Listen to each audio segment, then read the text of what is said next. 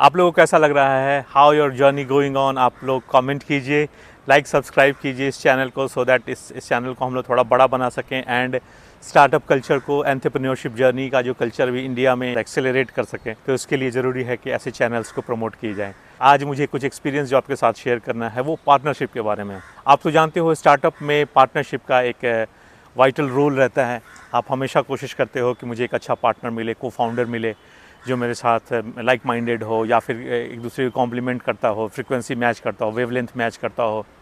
It's like life partner kind of thing, right. आप हमेशा सोचते रहते हो so that my journey will not alone, because बहुत सारे डिसीजंस लेने होते हैं जहाँ पे आप सारे डिसीजंस खुद से नहीं ले सकते हो। बहुत ही एप्रीहेंसिव लगता है कि जब आप डिसीजन लेते हो एंड आपको वो कॉन्फिडेंस नहीं रहता है it's going to work for me और नॉट। तो ऐसे केस में एक पार्टनर की ज़रूरत पड़ती है। It's a very natural thing.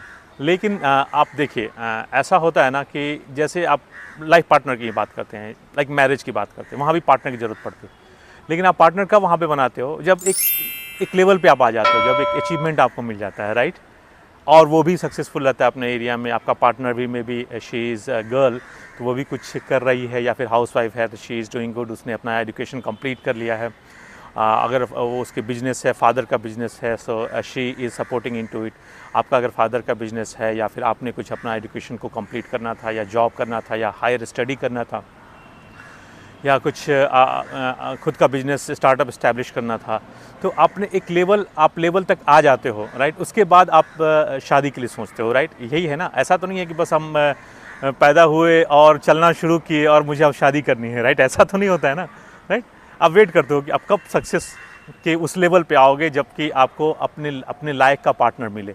क्यों ऐसा करते हो? क्योंकि अगर आप सक्सेसफुल हो जाओगे तो बहुत अधिक चांस है कि आपको एक अच्छा कंपैटिबल और अपने मन के लायक, है ना, कोई पार्टनर मिले जो आपका लाइफ पार्टनर हो, सोलमेट हो।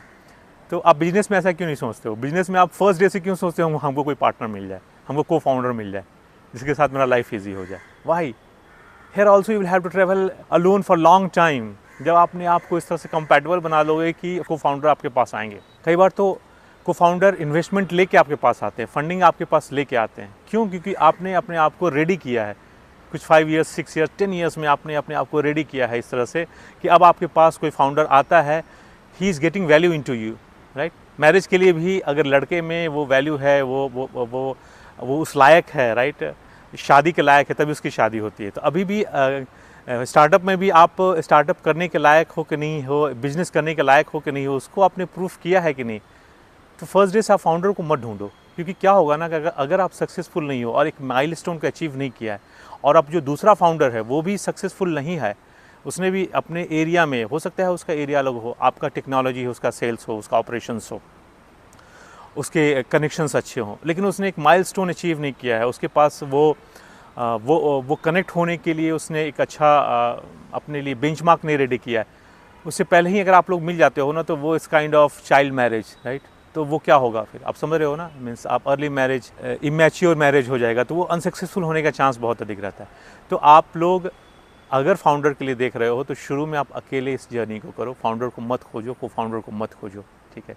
और अचीव करने की कोशिश करो ताकि आपको जो फाउंडर मिले, को फाउंडर मिले, वो भी आपके लेवल का हो और आपके पास भी कुछ हो उसको देने के लिए और उसके पास भी कुछ हो आपको देने के लिए, so that this mutually dependent relationship will work for long and it will complement you also and you will complement him or her also। तो ऐसे केस में सक्सेस के चांसेस बहुत अधिक बढ़ जाते हैं, क्योंकि अगर वो सक्सेसफुल नहीं है और आप भी सक्सेसफुल नहीं है ना, तो एक ही चीज़ यहाँ पे सक्सेसफुल होगा, वो है आप लोगों का ईगो क्लैश बहुत ज़्यादा होगा, ईगो मसाजिंग बहुत ज़्यादा करना पड़ेगा और फिर either you will be exhausted और he will be exhausted, your partner will be exhausted.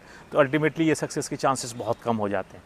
आप ट्राई करो कि आप उस डायरेक्शन में नहीं जाओ और अभी से पार्टनर्स को मत ढूंढ के लाओ और अभी से मत सोचो कि मुझे को फाउंडर चाहिए। इस kind of lone journey you are not going to do it with anyone जब तक कि आपके पास सक्सेस का वो अचीवमेंट नहीं आया। क्योंकि देखिए, एक बार सक्सेस आ जाता है ना, तो को फाउंडर के आपके पास इन्वेस्टर्स आ जाएंगे, आपके पास क्लाइंट्स आ जाएंगे, you will have all name, fame, success, achievements, everything will come into your life. ये सारी चीज़ें अचीव करते करते कुछ टाइम लग जाती है। तब तक के लिए आप मत सोचो कि मुझे जल्दी से जल्दी यहाँ पे पहुँचना है और को फाउंडर मुझे चाहिए ही चाहिए। Take it easy, and keep this journey alone and learn vigorously, learn fastly, fail fast and learn lesson from these things. कुछ सक्सेस, कुछ माइलस्टोन, कुछ डिटर्मिनेशन आपके अंदर दिखना चाहिए। आपने अपने आप को आजमा लिया है या नहीं, पहले अपने आप को आजमाओ, फिर को फाउंडर को आजमाना, फिर को फाउंडर को चेक करना। जैसे शादी के लिए पहले आप अपने पाँव पे खड़े हो जाते हो, तब अपने पार्टनर को चूज़ करते हो और उसको फिर देखते हो, फिर आप चूज़ ही हो जाते हो, फिर आपके पास ऑप्शंस ओपन हो जाते हैं, आपके पास फ्रीडम रहता है नए नए ऑप्शंस के लिए, चॉइसेस रहते हैं आपके पास। तो इसी तरह से चॉइसेस आपके पास रहेंगे को फाउंडर का, अगर आपने एक लेवल तक आप आ गए हो और बिज़नेस को आप नेक्स्ट लेवल तक ले गए हो कॉन्फिडेंटली और अकेले। सो आप ये सोच लो कि इन अर्ली स्टेज जब आपने स्टार्ट किया है तो को फाउंडर के लिए डेस्परेट होना, अगर नेचुरली कोई को फाउंडर आ गया than it is a good thing. लेकिन अगर किसी के लिए डेस्परेट होगी मुझे स्टार्ट ही करना है को फाउंडर को मिलने के बाद, तो this is not right way, this is wrong way to start the things. It will never work for you. It didn't work for me, it didn't work for many people whom I no. तो बहुत सारी chance है कि वो आपके लिए भी काम नहीं करेगा, ठीक है, क्योंकि they are high on ego and फिर काउंटर प्रोडक्टिव हो जाता है और फिर चीज़ें मैच नहीं कर, it's a wrong match. So thank you, be with you, be with me and keep this journey lone, keep this journey exciting, keep this journey attractive and चलते रहिए, कीप वॉकिंग, राइट।